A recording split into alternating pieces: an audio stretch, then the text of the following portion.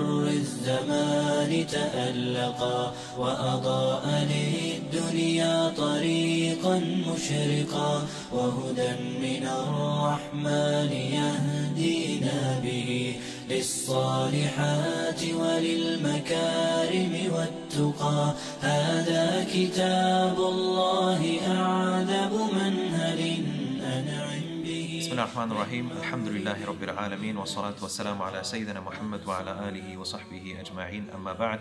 Welcome back to the sixth part of this series of reminders, where we will be looking inshallah at the 40 hadith pertaining to the virtues and the rulings of the Qur'an.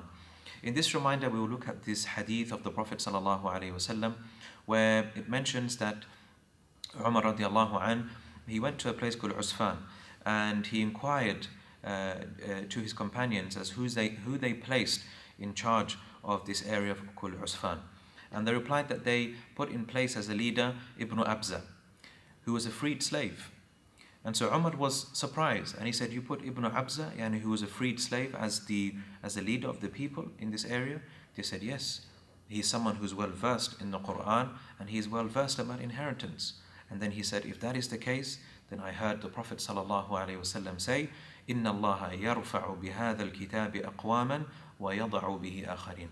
If that is the case, then then the Prophet sallallahu alaihi wasallam said, "Indeed, Allah subhanahu wa ta'ala elevates people through this book, and he debases others through the book as well." And this authentic hadith reported in Sahih Muslim. What do we learn about this hadith? We learn from this hadith that Allah subhanahu wa ta'ala honors people through the Qur'an, not just in the afterlife, but he also honors the people of the Qur'an in this dunya. He honors them by elevating their status in the eyes of other people.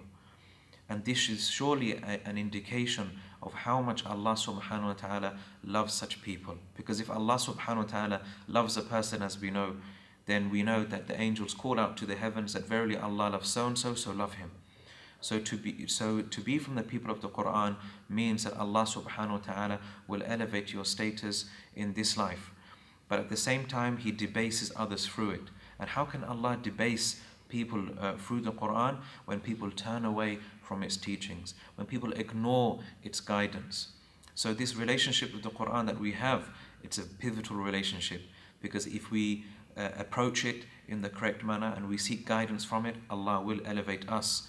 But if we don't approach the Qur'an, we don't seek our guidance from it, and we don't seek to take the nur from the Qur'an, then we will be debased by the Qur'an because we've turned away from it and we have shunned the Qur'an. And so we will live a lowly and a base life. And this doesn't just apply on an individual level, it applies on a family level, on a community level, on a nation's level as well. That it's through the Qur'an that we are elevated. And that is the only way that we as individuals, as families, as communities, as nations, that we can be elevated. And there is no other way.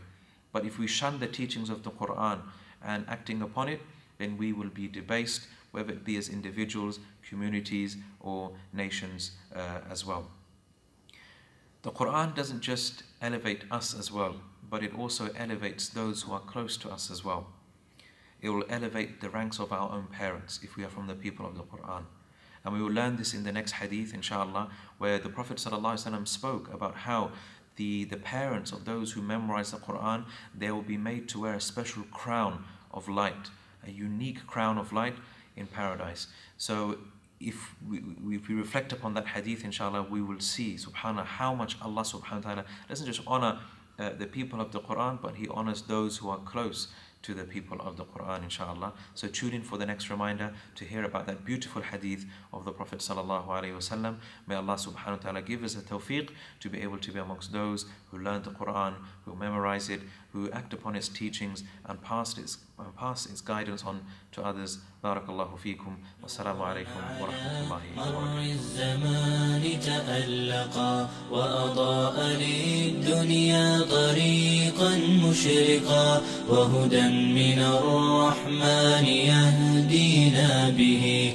للصالحات وللمكارم والتقى نور على مر الزمان تألقا.